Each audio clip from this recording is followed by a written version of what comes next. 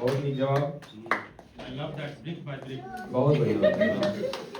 Next question, जैसे वो healthcare pre-med जे major लेने छथिन, and I would want someone from the online to take this question. So basically, I'm looking at Mr. Thakur. So the question is, Aashi, the question is, what is the most difficult part of pre-med school? What is the most interesting part of being on path of humanity? दो part में question या अहाँका पहिलु part ये जे what is the most difficult part of pre-med school? So you have experience for 1 year, so like please share that. Can I take the name who asked this question? It's a question from Medha. I really like thoughtfulness of this question. And the second part of the question is, what is the most interesting part of choosing a path of humanity? Aashi? That's a great question, Medha. That's a really thoughtful question. I totally agree. So, two parts to your question. What is the hardest thing about being on the pre-med track? And two, what is the most interesting thing about being on the pre-med track?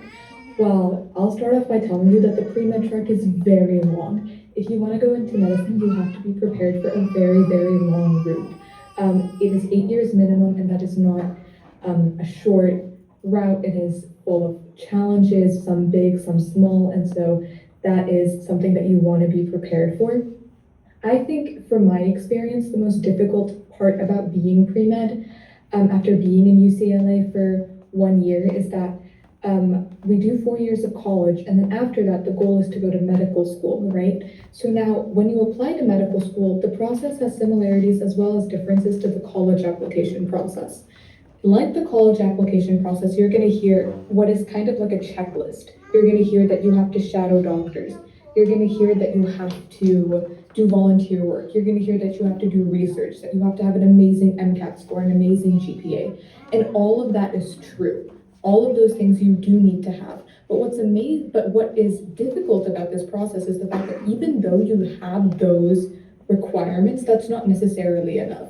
Even if you have a perfect score on the MCAT, a 4.0 GPA, 1,000 clinical hours, that doesn't guarantee you get into med school. I'll give you some numbers. The University of California, San Diego came to UCLA, their medical school came.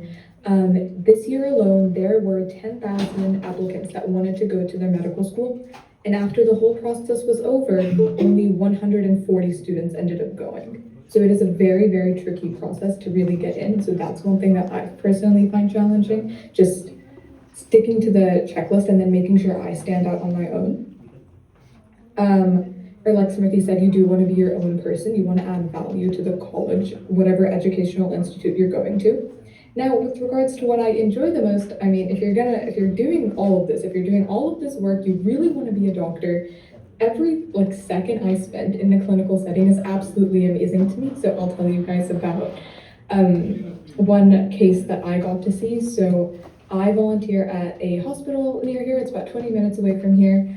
And the hospital or the sector of it that I work in, the patients stay there for like a long period of time. So I go there once a week, but some patients are there for a few months.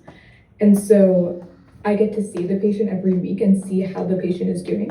So there's one patient in particular, he had a condition called jaundice. Jaundice is when the liver and or the gallbladder does not function correctly. And so your skin and even your eyeballs, depending on the severity, just appear yellow. Just everything appears yellow because the body is not processing certain substances correctly. And so this man was very yellow, and he also did not have the ability to speak. He was having a very hard time speaking.